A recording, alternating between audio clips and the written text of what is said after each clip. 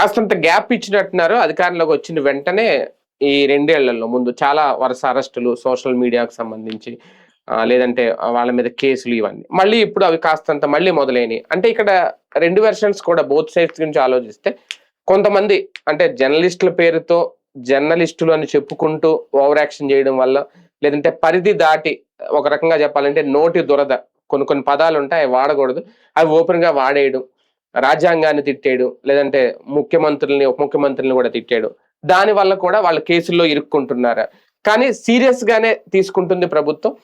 పైగా deputy CM Pawan Kalyan గారు కూడా సీరియస్ అవుతున్నారు దాని మీద. ఇప్పుడు జరిగిన అరెస్టులు కానీ, లేదంటే ఆయన మీద దోషాలు, ఇవన్నీ కూడా విమర్శించవచ్చు, కానీ ఆధారాలు ఉండాలి అని చెప్పుకొస్తున్నారు. అంటే ఇది తప్పు ఎవరిది? ఇక్కడ కేసులు పెట్టారు, అరెస్టులు చేస్తున్నారని మాత్రమే చూడాలా, అలా చేసే వరకు వీళ్ళు వెళ్తున్నారు? ఇదే అంశం మీద చర్చించే ప్రయత్నం చేద్దాం. సరే, అంటే ఓకే, నేనైతే పేర్లు వాడట్లేదు, మీరు చెప్తే చెప్పొచ్చు. నిజంగా ఓకే, వాళ్ళు జర్నలిస్ట్ లా కాదనేది ఒకటి. ఈ మధ్యన ఇది ఒకటి బాగా పెరిగిపోయింది. అది ఫ్యాషన్ అనుకుంటున్నారా, ఇంకోటి అనుకుంటున్నారా? పరిధి దాటి ప్రవర్తించడం వల్లే కేసులు అరెస్టుల వరకు వెళ్తున్నాయా, లేదా ఇందులో కూడా రాజకీయ కక్ష, లేదంటే ఇంకోటి చూడాలా? ఇక్కడ ప్రొవొకేషన్ అన్నటువంటిది 2 వైపుల నుండి జరుగుతుంది.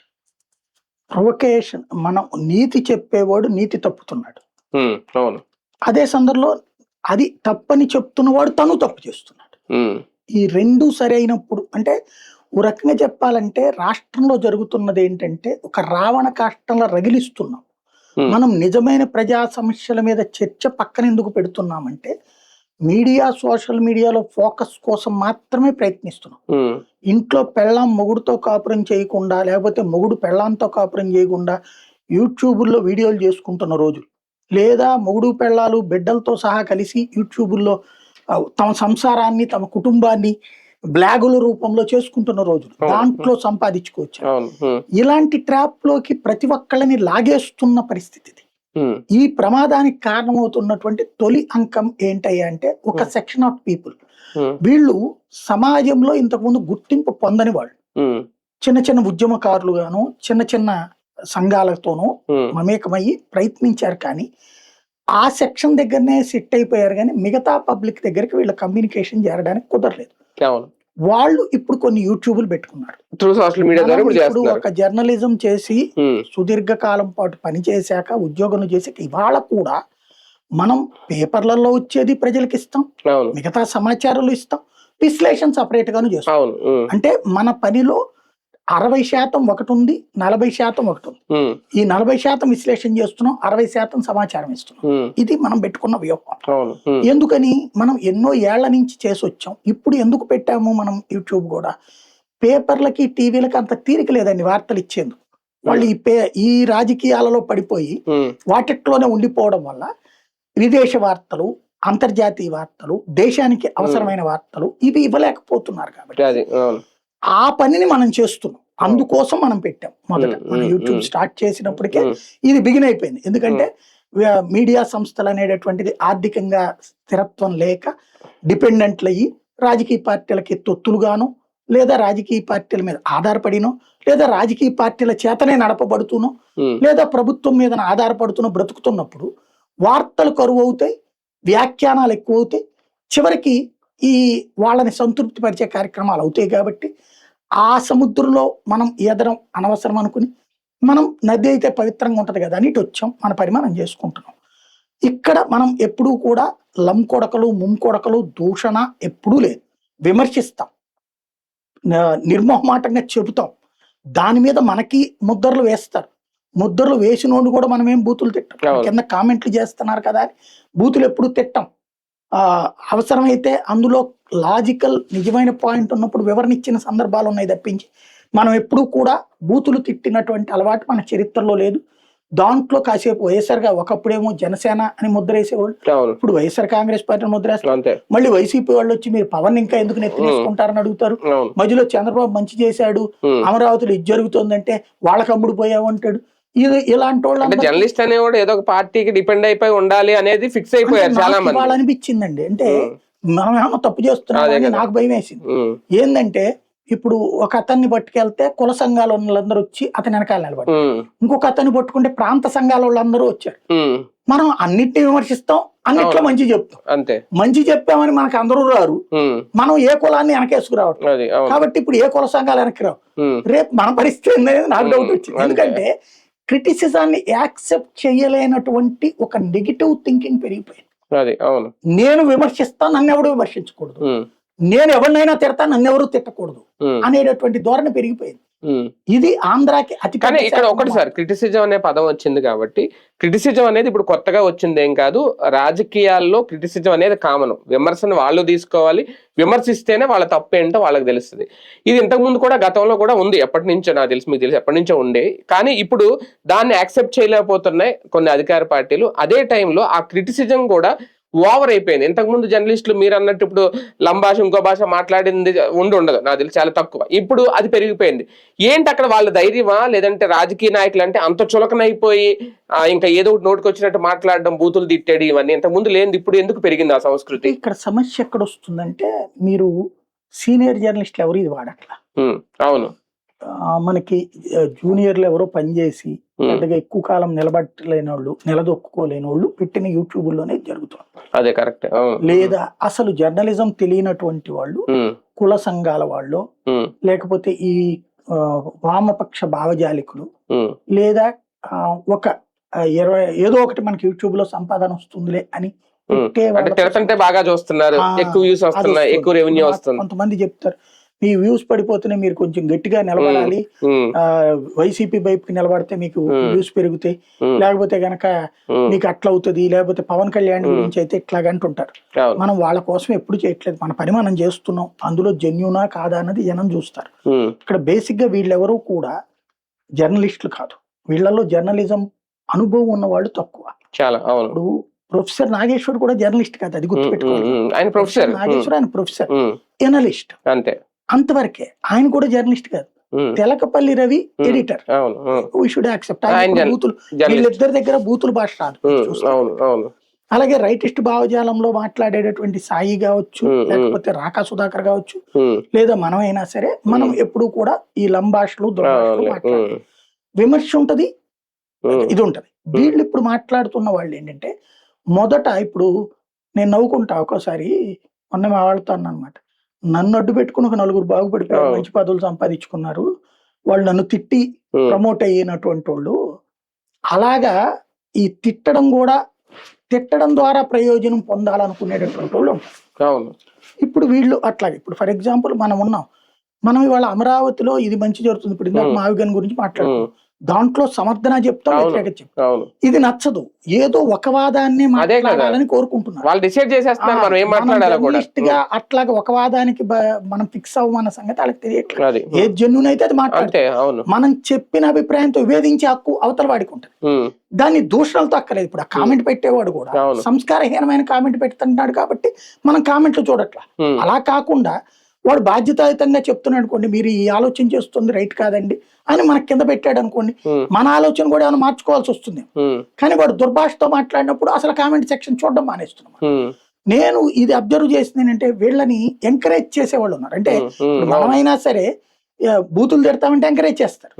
బూతులు తిట్టేది ఒకరిని తిడతాం, 10 మందిని మనం దూరం చేసుకుంటాం. అంటే వీళ్ళని సంతృప్తి పరచడానికి వాళ్ళని బూతులు తిట్టేస్తే వీళ్ళు మనల్ని ఎంకరేజ్ చేస్తారు కూడా, అది ఎలా జర్నలిజం అవుతుంది? అది జర్నలిజం ఎందుకు అసలు? జర్నలిస్టులు కాదండి. ఈ వ్యవహారంలో ఫస్ట్ గుర్తుపెట్టుకోవాలి, దే ఆర్ నాట్ జర్నలిస్ట్. ఏం ఫీల్డ్ లో ఏదో ఎరగదీసి వచ్చిన వాళ్ళు కాదు. యూట్యూబ్ లో పాపులారిటీ సంపాదించుకున్నారు, కులం కారణంగా పాపులారిటీ సంపాదించుకున్న వాళ్ళు, మతం కారణంగా పాపులారిటీ సంపాదించుకున్న వాళ్ళు, వర్గం కారణంగా పాపులారిటీ సంపాదించుకున్న వాళ్ళు, వాళ్ళకి ఇవాళ కూడా సమాజమే వాళ్ళ వెనకాలేమీ ఎగబడట్లేదు, అది మనం గుర్తుపెట్టుకుంటే. కాబట్టి వీడియో వ్యూస్ కోసం వాళ్ళు సంస్కారహీనమైన భాష మాట్లాడుతున్నారు, ప్లస్ శాపదాలు ఇవి. ఇదేమవుతుందంటే, సింపుల్ లాజిక్ ఏంటంటే, ఇప్పుడు నేను ప్రింట్ మీడియాలో ఉన్న రోజుల్లో, అంతకుముందు కాలేజీ స్టూడెంట్ గా ఉండి కాలేజీ ప్రింట్ మీడియాలోకి వచ్చాం. ప్రింట్ మీడియాలోకి వచ్చినప్పుడు నాకంటే సీనియర్లు చాలా మంది ఉన్నారు. ఏరియా స్ట్రింగర్లుగా 20 ఏళ్ళు 25 ఏళ్ళు పనిచేసిన వాళ్ళు ఉన్నారు. వాళ్ళ మధ్యలో నేను బచ్చాగాండి. అప్పుడు నాకు గుర్తింపు కోసం నా స్టోరీలు నన్ను గుర్తింపు లభించేలా చేసినాయి.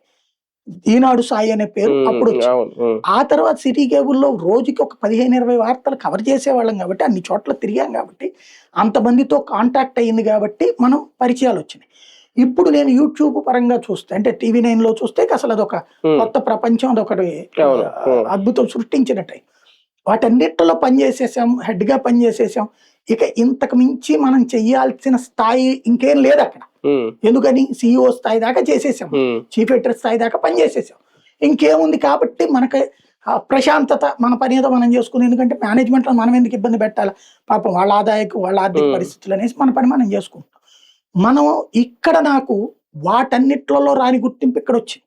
నేను ఎక్కడికి పోయినా పలకరించే వాళ్ళు కానీ చెప్పేవాళ్ళు కానీ ఉంటున్నారు, వాళ్ళ సమస్యలు చెప్పుకోవాలని ఉంటున్నారు. నేను చీఫ్ ఎడిటర్ గా పనిచేసిన రోజుల్లో కూడా పలకరించిన నాయకులు ఇప్పుడు పలకరిస్తున్నారు, మాట్లాడుతున్నారు. అంటే ఏంటి, ఇది గుర్తింపు. ఈ గుర్తింపు ఇలా అస్సలు ఏమీ లేని వాడికి గుర్తింపు వస్తుంది చూడండి. వీళ్ళకి ఇలా మనతో మాట్లాడే నాయకుడే వాళ్ళతో కూడా మాట్లాడతాడు. ఎందుకు, అతనికి అనుకూలంగా ఈ నాయకుడికి వ్యతిరేక నాయకుడిని ఇతను తిట్టాడు కాబట్టి మాట్లాడుతున్నాడు. దీన్ని ఎంకరేజ్ చేస్తున్నారు. ఇప్పుడు మనకి నేను లోకేష్ ఇంటర్వ్యూ చేసా, చంద్రబాబు ఇంటర్వ్యూ చేశాను, లేకపోతే జగన్మోహన్ రెడ్డి గారిని కవర్ చేశాను, లేదా రోజు ఇవన్నీ చేసాం. ఇవాళ నేను వాళ్ళ దగ్గరికి వెళ్ళిపోయి ఇప్పుడు వాళ్ళు మన సాయి మనతో కూడా ఇంటర్వ్యూ చేశాడు కదా, అతను జెన్యున్ గానే ఉంటాడు అంటారా? లేదు లేదు. వీళ్ళకి అనుకూలంగా లేకపోతే అవతల వాళ్ళకి కంట కట్టేస్తారు. పవన్ కళ్యాణ్ గారి ఇంటర్వ్యూ కూడా చేశారు. మరి ఇతను జర్నలిస్ట్ అనేటటువంటి ఫీలింగ్ లో ఉండాలి కదా. లేదు, ఇతను ఆ వార్తలో జగన్ కి పాజిటివ్ గా చెప్పాడు కాబట్టి నాకు వ్యతిరేకమేమో, ఈ వార్తలో పవన్ కి అనుకూలంగా చెప్పాడు సాయి కాబట్టి నాకు వ్యతిరేకం వీళ్ళు అనుకుంటే మనం ఏం చేయాలి? ఇప్పుడు చివరికి మనం జర్నలిస్టులు అని చెప్పుకోవాలని వీళ్ళందరూ చివరికి ఎట్లయిపోయింది, వీళ్ళు ఇట్లాగ వచ్చేటప్పటికి అయాచితమైనటువంటి పలుకుబడి, అయాచిత పలుకుబడితో పాటు అయాచితంగా వచ్చేటట్టు రికగ్నైజేషన్ తో ఈ సెక్షన్ అంటే ఏ సెక్షన్ నేను తిడతంటే నాకు మద్దతు ఇస్తున్న వాళ్ళు ఉన్నారంటే అవతలను తిట్టాలన్నమాట అనేటటువంటి ఫీలింగ్ తో వీళ్ళు ఒక దీన్ని ఏమంటారంటే హ్యాబిచువల్ అఫెండర్స్ అనేవాళ్ళు. ఇదివరకు దొంగతనాలు పదే పదే చేసేవాళ్ళని, లేకపోతే మద్యం తాగేసి తప్పుడు పనులు చేసేవాళ్ళని హ్యాబిచువల్ అఫెండర్స్ అని రాసేవాళ్ళు పోలీసులు. ఇప్పుడు వీళ్ళు హ్యాబిచువల్ సోషల్ డిస్ట్రాయర్స్ అవుతున్నారు. హ్యాబిచువల్ సోషల్ డిస్ట్రాయర్స్ అంటే సమాజంలో ఒక అన్రెస్ట్ సృష్టిస్తున్నారు వీళ్ళ మాటల ద్వారా. సమాజంలో ఒక ఉద్వేగాన్ని సృష్టించడం వేరు, సమాజపు విధ్వంసానికి వీళ్ళు పాటుపడుతున్నారు. వీళ్ళకు ఒక ఎజెండా ఉంది, వీళ్ళు పాపులర్ కావాలి. ఆ పాపులారిటీ కోసం ఏ తప్పైనా చేయొచ్చు అనుకుంటున్నారు, కానీ తప్పు చేయకుండా ఉంటే పాపులారిటీ ఉంటుంది అంటే చెయ్యరు వాళ్ళు. రాజకీయ నాయకులు కూడా ఇలాంటి వాళ్ళని ఎంకరేజ్ చేస్తున్నంత వరకు వాళ్ళకు ఉపయోగపడుతుంది. రాజకీయ నాయకులు అంటే ఇప్పుడు కొన్ని రాజకీయ పార్టీలు వాళ్ళ పార్టీ ఎదుగుదల కోసం ఏ నిర్ణయమే తీసుకోవచ్చు, ఇంతకుముందు నుంచి కూడా తీసుకుంటానే వస్తున్నాయి. ఇప్పుడు ఇలాంటి వాళ్ళకి చులకనైపోవడానికి కూడా, ఫర్ ఎగ్జాంపుల్ ఆంధ్రప్రదేశ్ రాజకీయాలు తీసుకుంటే పవన్ కళ్యాణ్ గారు మొన్నటి వరకు బయట ఉండడమో లేదంటే బీజేపీ ఉండడం, మళ్ళీ సడన్ గా ఇక్కడ కలవడం, ఇప్పుడు కలిసి వాళ్ళ లోపల జరుగుతున్నాయి కొన్ని అది ఓపెన్ గా అందరికీ తెలిసిందే, వాళ్ళకి గుర్తింపు లేదని ఇంకోటి. ఇవన్నీ కూడా ఒక చులకన భావం తీసుకొస్తుందా ఇటువంటి బ్లాగర్స్ కో లేదంటే యూట్యూబర్స్ కో? అంటే ఇక్కడ ఒక ప్రధానమైనటువంటి అంశం ఉంటుందండి, మనం ప్రాక్టికల్ గా ఆలోచించినటువంటి సందర్భం. ఇప్పుడు అపోజిషన్ వాయిస్ అనేటటువంటి చాలా ముఖ్యం. ఇప్పుడు నేను కొన్ని వీడియోలు చేస్తాను, అది నా ఎక్స్పీరియన్స్ తో నేను మాట్లాడే మాట ప్లస్ కలెక్టింగ్ న్యూస్, ఇది ఒకటి ఉంటుంది. కలెక్టింగ్ న్యూస్ ని కనెక్టింగ్ చేసి మాట్లాడతాను, కొన్ని రివ్యూస్ చేస్తాను. ఇది నేను నా యొక్క ప్రతిభని ప్రదర్శించను. రెండోది, నేను మీకు ఇంటర్వ్యూ ఇస్తా ఉంటాను. ఎందుకని, మీ వెర్షన్ తో మీరు వేసే ప్రశ్నలు ఇక్కడ మనం ఎప్పుడు రాసుకున్న ప్రశ్నలు కాదు. ఎవడన్నా అనుకుంటే వాళ్ళ అమాయకత్వం. మీరు స్ట్రైట్ గా అడుగుతారు, నేను సమాధానం స్ట్రైట్ గా చెప్తాను. ఏ టాపిక్ కూడా నేను అడగను. ఎందుకని, అప్పుడు మనకి మైండ్ లో నుంచి స్ట్రైట్ వస్తుంది, రియాలిటీ వస్తుంది బయటికి. అలాగే నేను మళ్ళీ ఇంకొకళ్ళని ఇంటర్వ్యూ చేస్తాను. ఇన్ని ఎందుకు, ఇవన్నీ కలిపితే ప్యాకేజ్. ఇక్కడ ఏం జరుగుతున్నది, వీళ్ళ దగ్గర జరుగుతున్నది ఏంటి, దారి తప్పిన రాజకీయం ఆంధ్రాలో ఉంది. ఇవాళ చంద్రబాబు గారు తక్కువేం మాట్లాడట్లా, లోకేష్ గారు తక్కువేం మాట్లాడట్లా, పవన్ గారు తక్కువేం మాట్లాడట్లా. వీళ్ళందరి మాటలలో కూడా నువ్వు దుర్భాష ఉన్నప్పుడు జగన్ విషయంలో నేను ఆ విషయంలో సమర్థిస్తాను. అతని నోట్లో నుంచి ఇదివరకు పీకుతారు, ఎంట్రుకు పీకుతారు లాంటి పదాలు వచ్చింది. లేదా పవన్ కళ్యాణ్ ని పెళ్లిళ్ళ గురించి మాట్లాడాడు, దుర్భాష కాదు, బూతు కాదు. అక్కడ లం కొడకలు ముం కొడకలు లేవు, నా కొడకలు లేవు. ఇక్కడ మీ అమ్మ మొగుడా, మీ అమ్మమ్మ మొగుడా, ఇట్లాంటి పదాలు చంద్రబాబు గారి నోట్లో నుంచి కూడా వచ్చినాయి. అదే సందర్భంలో ఇతను పవన్ కళ్యాణ్ గారు అయితే నా కొడకల్లారా చెప్పులు తీసుకుని కొడతాను లేదంటే తాట తీస్తారు, తొక్కిన ఆరదేస్తారు. కాబట్టి ఇది సంస్కారహీనమైనటువంటి భాష పాలకులే పాడుతున్నప్పుడు దానికి కౌంటర్ వీళ్ళు ఏం చేయాలి? ఇప్పుడు ఫర్ ఎగ్జాంపుల్ జగన్ ని వీళ్ళు ఏం జరుగుతోంది, ఈ నాయకులు మాట్లాడుతున్నారు, ఈ నాయకులు మాట్లాడగానే జగన్ ఇది మాట్లాడలేడు, ఆ భాష మాట్లాడలేనప్పుడు జగన్ తరపున అభిమానులు అయినటువంటి వాళ్ళు మాట్లాడుతున్నారు. అవును, వాళ్ళు ఏం చేస్తున్నారు, వాళ్ళకు అనుకూలంగా ఉండే యూట్యూబర్ల మీద ఒత్తిడి తెస్తున్నారు. అవునా? వీళ్ళు ఏం చేస్తున్నారు, వాళ్ళని మెప్పించడం కోసం ఇప్పుడు మనం మాట్లాడతాం, నీ భాష ఏందయ్యా, అది ఇప్పుడు అతను ఎవరో మాట్లాడాడు ఎమ్మెల్యే, ఏం సంస్కారం ఇదని మాట్లాడు. అదే సందర్భంలో మన వైసీపీ అతను మాట్లాడు, ఏం సంస్కారం అని మాట్లాడు. కొడాల నానిని మొట్టమొదటి విమర్శించింది ఎవరు? మనం కాదా? గుళ్ళకి సంబంధించి ఏదయ్యా ఇది అన్నటువంటిది, రథం దగ్గర దానికి సంబంధించి. ఆ తర్వాత అతని భాష తేడా వచ్చినప్పుడల్లా మనం మాట్లాడాం కదా. అట్లాగే వాళ్ళ నాయకులు మాట్లాడిన తప్పనినే మాట్లాడాం కదా. అట్లాగే ఇప్పుడు జేసీ ప్రభాకర్ రెడ్డి తప్పు మాట్లాడితే తప్పు అంటున్నాం కదా. ఎవరు తప్పు అయినా మనం తప్పు అంటున్నాం. బట్ వీళ్ళు అలా అంటలేదు. ఈ వీళ్ళు అన్నారు కాబట్టి వీళ్ళు తిట్టారు వైసీపీ. వీళ్ళ ప్రెషర్ తో ఈ వైసీపీకి అనుకూలంగానో లేకపోతే తెలుగుదేశానికి వ్యతిరేకంగానో జనసేనకి వ్యతిరేకంగానో కులం పేరుతోనో మతం పేరుతోనే ఉన్నటువంటి యూట్యూబర్లు ఏం చేస్తున్నారు, వీళ్ళు తిట్టడం ద్వారా వీళ్ళని మానసికంగా సంతృప్తి పరిచే ప్రయత్నం చేస్తున్నారు. వీళ్ళని సంతృప్తి పరిచే ప్రయత్నంలో వీళ్ళు వాళ్ళని అసంతృప్తికి గురి చేస్తున్నారు. ఈ అసంతృప్తి వేరు, ద్వేషం వేరు. ద్వేషం పెంచుకుంటున్నారు. నేను ఎప్పుడైనా ఒకటే అంట, మనం పేపర్ అంటేనే, టీవీ అంటేనే, ఒక మీడియా అంటేనే ప్రజలకి అందరికీ పాజిటివ్ కాదు. అది ఒకళ్ళకి పాజిటివ్ అవుతుంది, ఒకళ్ళకి నెగిటివ్ అవుతుంది.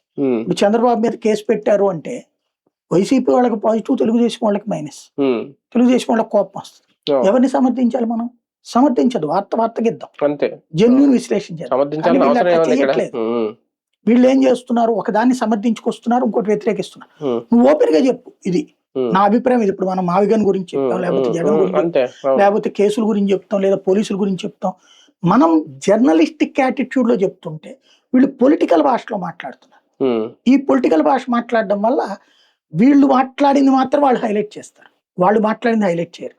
రాష్ట్రంలో జరుగుతున్నది ఏంటంటే సోషల్ మీడియా వెట్టింగ్ అంటున్నారు, కాదు, రాజకీయ వెట్టింగ్ జరుగుతుంది. రాజకీయ బూతు మాట్లాడు. ఫర్ ఎగ్జాంపుల్ రఘురామకృష్ణరాజు గారు ఉంటారు, జడ శ్రవణ్ కుమార్ విమర్శిస్తాడు. ఎలా విమర్శిస్తాడు ఆయన?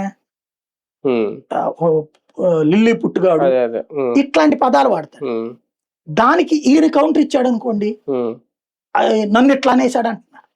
పవన్ కళ్యాణ్ నా కొడకల్లారా అన్నాడు, వాళ్ళు కౌంటర్ ఇచ్చారు అనుకోండి, అట్టెట్ట మాట్లాడతారు మా పవన్ కళ్యాణ్ అంటారు. ఎట్లా ఇది కరెక్ట్ అవుతుంది, జెన్యూన్ అవుతుంది? రాజకీయ నాయకులు నోళ్లు సంపాదించుకోవాలి. ఇదివరకు ఇట్లాంటి భాష ఎప్పుడన్నా విన్నామా మనం? నాకు తెలిసి ఈ 10 ఏళ్ల నుంచి ఈ దరిద్రం పెరిగింది. ఈ 10 ఏళ్ల నుంచి ఈ దరిద్రం పెరిగింది. ఇదివరకు ఇట్లాంటి భాష మాట్లాడితే సంస్కారహీనంగా చూడడం కాదు, పత్రికల్లో కూడా ఏంటి వీడని మాట్లాడేవాళ్ళు, రాసేవాళ్ళు, టీవీలో ఏంది వీడని రాసేవాళ్ళు. ఇప్పుడు ఆ బూతులతో మాటకి మాట వేస్తుంటే అది వింటుంటే మనం సమాజంలో ఉన్నామా ఎక్కడ ఉన్నామా అని ఆలోచించుకోవాల్సి వస్తుంది.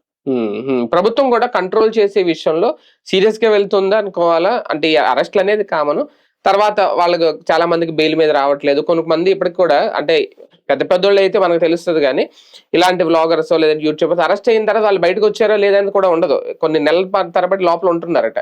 అది కాస్త కఠినంగా వ్యవహరిస్తుంది అనుకోవాలి. ప్రభుత్వం చేస్తున్నది ఒక పెద్ద తప్పండి. కంట్రోల్ చేయాలి, ఖచ్చితంగా చేయాలంటే ముందు వాళ్ళు సరిగ్గా ఉండాలి. వాళ్ళ నాయకులు ఎన్ని మాట్లాడుతున్నారు, వాళ్ళ నాయకులు అంటే నాయకులు తిట్టుకుంటారు, మధ్యలో వీళ్ళ హడావుడి, వీళ్ళ ఓవర్ యాక్షన్, వీళ్ళ బూతులు ఎందుకని ఒక నాయకుడిని. నాయకులు తిట్టుకున్నప్పుడు వీళ్ళు కూడా పార్టీ కార్యకర్తలే కదా. అది అవును సమస్య. ఇప్పుడు యూట్యూబర్లు ఒరిజినల్ గా జర్నలిజం బ్యాక్గ్రౌండ్ కాదు, ఆ బోర్డు పెట్టుకుంటున్నారు అంతే. వీళ్ళు ఏమిటంటే ఆ బ్యాక్గ్రౌండ్ లో నుంచి వచ్చిన వాళ్ళు, లేదా ఆ పార్టీలు నడుపుతున్నోళ్ళు. కొంతమందికి ఇప్పుడు నాకు తెలిసి అందరు యూట్యూబర్లకి పార్టీలు ఏం డబ్బులు ఇవ్వవు, కొంతమందిని మెయింటైన్ అందరికి ఇవ్వాలంటే మూసుకోవాలి పార్టీ. వాళ్ళే ఇప్పుడు ఈ రెచ్చిపోయేటటువంటిది ఉండొచ్చు, లేదా నేను చెప్పినట్టు రికగ్నైజేషన్, అంటే ఇలా మీరు రెచ్చిపోతే మాకు కూడా ఇస్తారేమో అనుకునే వాళ్ళు కూడా రెచ్చిపోతుంటారు కొంతమంది. అంటే పవన్ కళ్యాణ్ గారు ఒక చట్టం కూడా తీసుకొస్తాను దీనికి అవసరం అయితే అనేది, అంటే అది అంటే ఇది అనొచ్చలేదో నోర్లు నొక్కేసి ప్రయత్నమా, లేదంటే ఆ మాత్రం కఠినం ఉండాలి? పవన్ కళ్యాణ్ గారి ఆ వాదాన్ని నేను సమర్థిస్తా, ఏదైతే ఆయన చెప్పినటువంటి. సేమ్ టైం ఫస్ట్ ఆయన పార్టీలో ఉన్న నాయకుల్ని సంభాళించుకోవాలి, ఆయన సంభాళించుకోవాలి. మూడవది ఏంటంటే తప్పు మాట్లాడిన వాళ్ళని సమర్థించకుండా ఉండాల్సినటువంటి సామాజిక బాధ్యత ఆయన అవలంబించాలి. మొన్న పంత నానాజీది వచ్చినప్పుడు ఆయన ఎందుకు సమర్థించాడు? ఆ వైసీపీ వాళ్ళ మాటలతో వింటే అప్పుడు జనసేన వాళ్ళ మాటలతో వింటే వైసీపీ వాళ్ళకి కాల్చం. అంతే మరి. ఇక్కడ ఎక్కడ కోడి ఉందా, గుడ్డి ముద్దా, విత్తి ఉందా, చెట్టు ఉందా, ఈ సొల్లు అనవసరం. ఎందుకంటే ఎవడు నియంత్రణలో ఉండాలి. ఇప్పుడు మనం ఇన్ని సంవత్సరాలుగా చేస్తున్నాం. ఎప్పుడన్నా ఎవరినన్నా లంకొడక భాషలో మాట్లాడామా? నన్ను బూతులు తిడతా ఎంతో మంది పెట్టారు. నేను ఎప్పుడైనా వాళ్ళని గురించి వాళ్ళకు కూడా నువ్వు ఆలోచించుకోమ్మా, ఇది నా వైఖరి అని వాళ్ళ విజ్ఞతకు వదిలేడు. అంతే తప్పించి మనం ఎప్పుడు నువ్వు వాళ్ళ కమ్ముడు పోయావు, నువ్వు వాడి దగ్గర పడుకున్నావు, ఇట్లాంటిది ఎప్పుడు చెప్పలా నేను. ఎందుకంటే అది నేను ఒకళ్ళని విమర్శిస్తున్నప్పుడు నన్ను విమర్శించే హక్కు ఇంకొకళ్ళకు ఉంటుంది అనుకుంటాడు. అంతే కదా. అంతే. మనం బయట ప్రపంచంలో ఉన్నాం, సమాజంలో ఉన్నప్పుడు విమర్శకు ప్రతి విమర్శ ఉంటుంది, కానీ బూతుకి ప్రతి బూత్ ఉండకూడదు. బూతుని కూడా నిర్మాణాత్మకంగా మనం సమాధానం చెప్పచ్చు అనేది మనం చేసి చూపించాం. అమలు చేయండి. అవును, అది రైట్. చూద్దాం. మొత్తానికి ప్రభుత్వం అయితే సీరియస్ గా ఉంది. ఓకే, ఈ అరెస్టులు, ఈ అలజడులు, ఈ హడావుడులు ఇంకా కంటిన్యూ అవుతాయంటే ఖచ్చితంగా ఈ స్థాయిలో విమర్శలు చేసి ఈ స్థాయిలో నోటు దురదని పెంచుకుంటే ఖచ్చితంగా కంటిన్యూ అవుతాయి. అందుకే ఆయన పవన్ కళ్యాణ్ గారు ఒక చట్టం కూడా తీసుకొస్తాను దీనికి సంబంధించి అని చెప్పారు. ఇంకా భవిష్యత్తులో ఎలా ఉంటాయి రాజకీయాలు అనేది చూద్దాం.